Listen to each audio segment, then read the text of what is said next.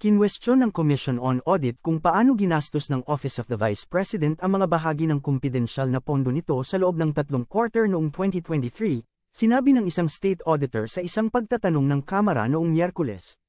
Sinabi ni Attorney, kinumpirma ni Gloria Camora, ang team leader ng COA unit na nag-audit sa confidential funds ng OVP noong 2023, na naglabas ang COA ng 3 Audit Observation Memorandum, AOM, para sa confidential fund spending ng OVP dahil tila hindi ito sumusunod sa 2015 Joint Circular sa paggamit ng mga alokasyon. Sa pagharap sa investigasyon ng House Committee on Good Government and Public Accountability sa kumpidensyal na pondo ng opisina ni Vice President Sara Duterte, sinabi ni Camora na nangangailangan ng audit team ng mas maraming supporting documents para sa paggastos. Ang pagbabayad ng rewards, ang Joint Circular ay nangangailangan ng mga sumusuportang dokumento na nagpapatunay sa tagumpay ng information gathering, ani Camora. As far as the documents that they has submitted, so far, we are not satisfied with the documents they have submitted. So, we ask them to submit the documents that would satisfy the Joint Circular, she added. Ilang videos niyo nung kaharap niyo yung mga teacher doon kong, sabi niyo sa kanila ang mga teacher ay talagang mga matatalino. Sila ang tagapaghubog ng ating mga kabataan kong. Di ba? Oh. Hindi, una ko sinabi sa kanila ay meron kasing isang magandang mga sawikain patungkol sa kanila eh. Opo. Ang sabi nila, invest in teachers. Yan. So that your children will succeed. Totoo naman eh. Kapag nakapamuhunan ka sa mga teachers at naging madalubhasa lahat yon, siyempre may impart nila yung kanilang kakayahan, yung kanilang mga pinag-aralan. May sasalin ngayon sa ating mga anak. Opo. Puro tagumpay ngayon yun. Ngayon, pagkatapos dalawang sawikain lang naman ang aking nabanggit ho doon. Ikinuwento sa kanila sapagkat kailangan naming magmadali. Hindi ko naman alam na yung production nila dahil napakaganda. Bago pala magsimula, magtatagal yung mga napakaraming mga parang calisthenics, parang may pasumba-sumba.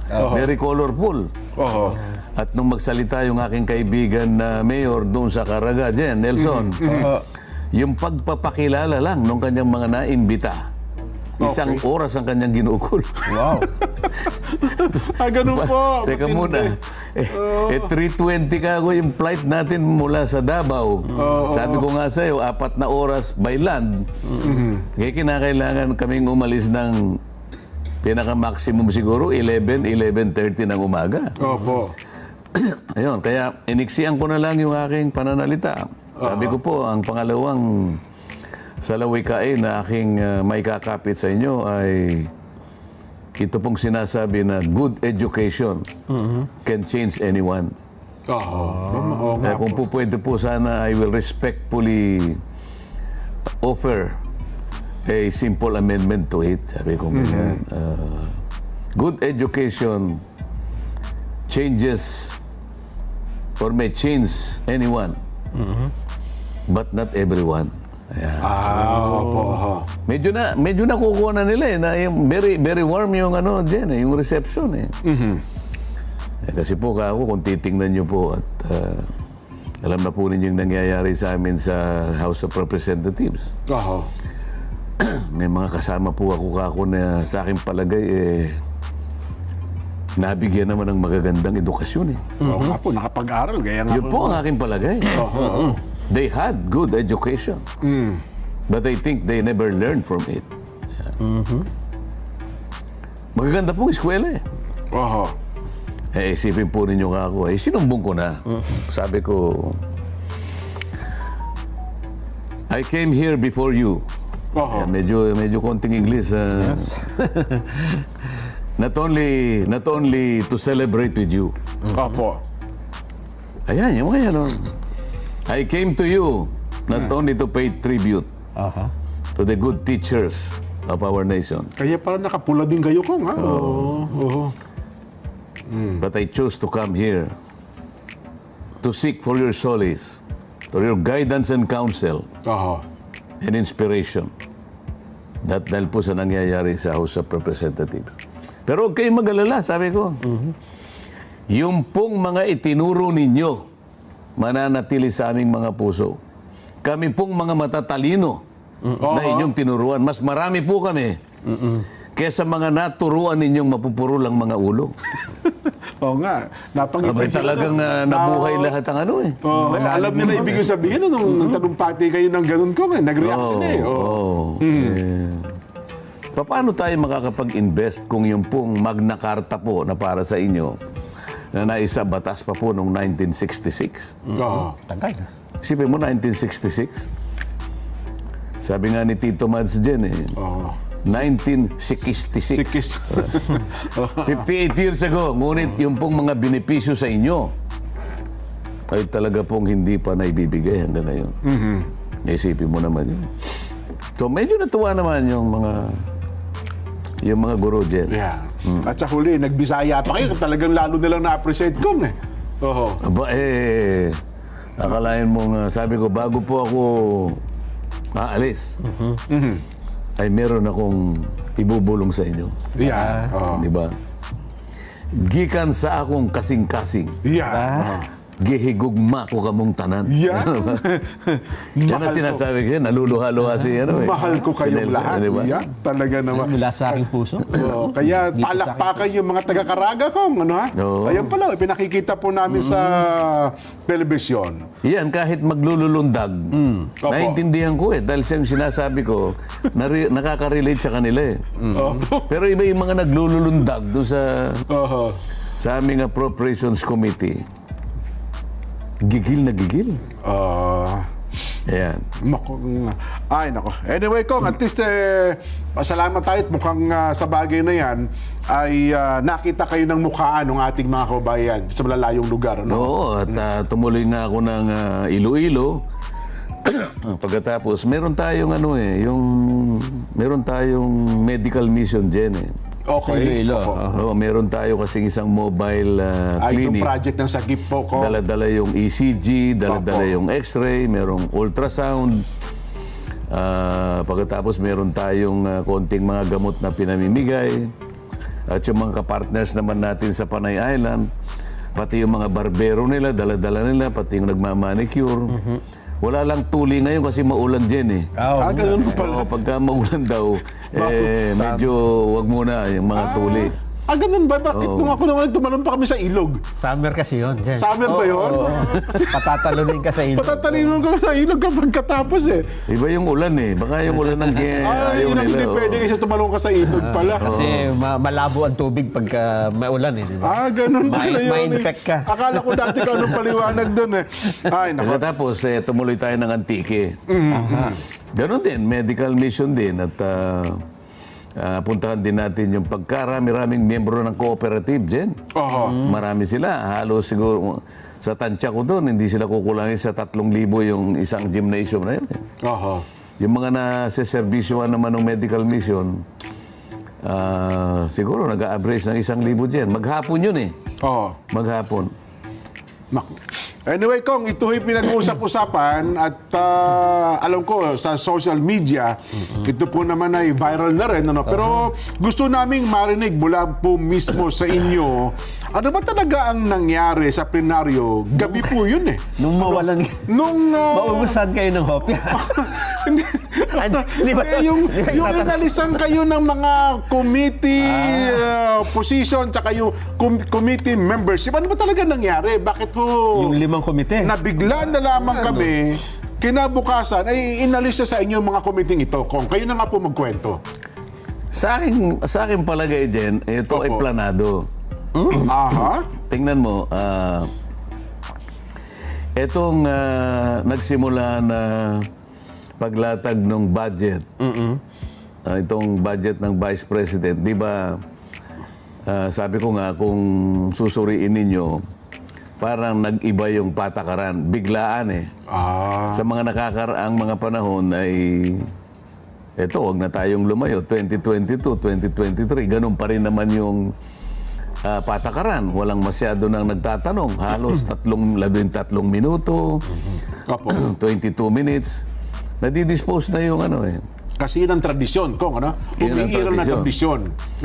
Ngayon, pinapaliwanag ko nga sa kanila na huwag nating bigla na lamang tatanggalin yung tradisyon sapagkat ito naman ang matagal na panahon nating inalagaan. Opo. Ngayon, ang minamatwid kasi ng mga kasama ko, kapag ang tradisyon kanya ay bumangga doon sa ating pananagutan at tungkulin na magtanong, hindi mo po pwede kanyang mangibabaw yung tradisyon. Opo. Eh sabi ko, hindi naman ako dapat mag-away yung dalawa na yun eh. Ang totoo niyan, Jen, sa mga abogado, meron kaming subject na kung tawagin ay conflict of laws. Okay, conflict of laws. Opo. Meron kasing pagkakataon na maaaring ipalagay ng bawat isa na maaaring maglaban ang dalawa o tatlo o higit pa na batas kung ang pag-uusapan ay yung application nito.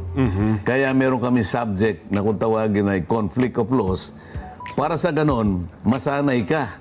Huwag mong paglabanin yung dalawang konsepto o tatlong konsepto. So dapat hanggat maaari ay gamitin mo sa paraan na ito'y nagamit mo ng sabay-sabay na hindi nagkalaban-laban. Walang kontradiksyon eh. Wala. Ang tawag namin doon ay harmonization. Sabi ko, hindi naman ibig sabihin kapag pinaraan mo yung tradisyon, ay hindi mo na sinasabing hindi accountable ang isang opisina. Yung accountability, iba yun kesa dun sa sinasabi nating tradisyon. Paano natin i-harmonize? O sige, ganito yan. Yung budget nilatag. Pagkalatag nun, sa magitan ng tradisyon, tinignan natin, nakita natin yung kahalagahan, binasa ng... merong presentation kasi. Merong magpo-propose ngayon. Kamukha nung nangyari. Based on the time-honored tradition, I move to terminate the office, the budget of the office of the Vice President. Palaging ganon. Yun ang mga accountability, iba naman ang ibig sabihin nun. Pagka yung budget na yun na nailatag at nagamit na, at merong nakita na may konting sablay, o merong requirements na hindi natupad, o may mga dokumentong hindi mo na isumite, hahabulin ka ng accountability. Kaya nga habulin ka ng COA eh. Kaya nga po, tingnan ninyo, ito po madali ka akong intindihin. Kaya merong nag-issue ng notice of disallowance.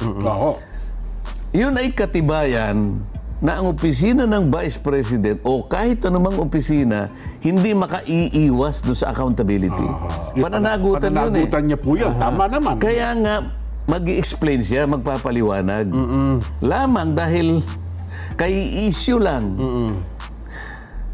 Eh meron naman siya kakong period para sumagot sapagkat ang itinatadhana ng procedure ng COA binibigyan ka ng 6 na buwan para sumagot.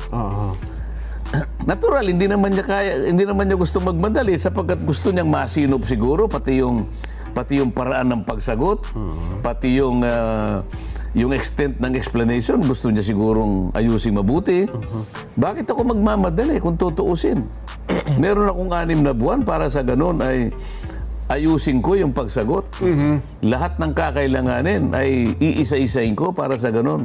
Walang magkaroon ng duda sa aking isasubmit na paliwanag. Sa makatwid, kung mo ibinigay sa kanya yon Agosto 2024, meron siya hanggang Pebrero 2025. Kabibigay lang. Yun ang tinatanong ko. Bakit kayo pa ang gusto magtanong? Hindi pa nga siya nakakapag-submit? Yun. Kung ang COA nga naghihintay pa ganun po yung proseso. Sabi niya, Ma'am Vice President, nag-i-issue po kami ng notice of disallowance po sa inyo. Sang-ayon po sa patakaran, ganito po ang ganito. Kaya hihintayin po namin ang inyong paliwanag. O, di kayo meron kaming power of the force. Sino ba nagsasabi na wala sa atin ang power of the force? Wala nga eh. Ang sinasabi natin, may panahon para mag-account ang bawat isang departamento na na-issuehan ng ganong klaseng kautusan.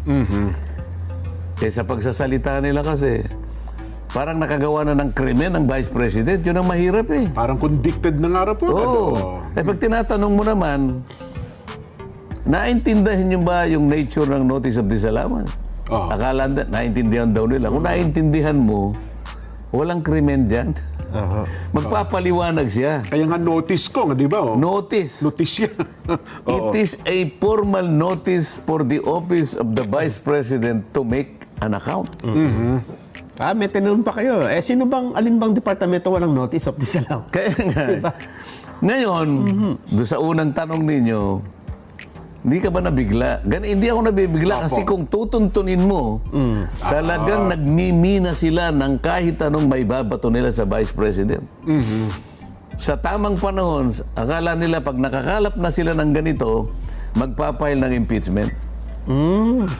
Saan magsisimula ang impeachment? Anong komite? Ay, Committee on Justice ko. Vice Opo. Chairman ako doon. Oo nga po, Vice Chairman kayo ng Committee on Justice. Ba't ako tinanggal? Para hindi ako makasali ron. Yun ang alam nila, di ba? Opo, So yun pala. So, Ngayon, alam ko rin naman ang panahon kung kailan tinatanggal yung mga nasa majority. Pagka matatapos magbe-break. Kaya inipon nilang lahat yon.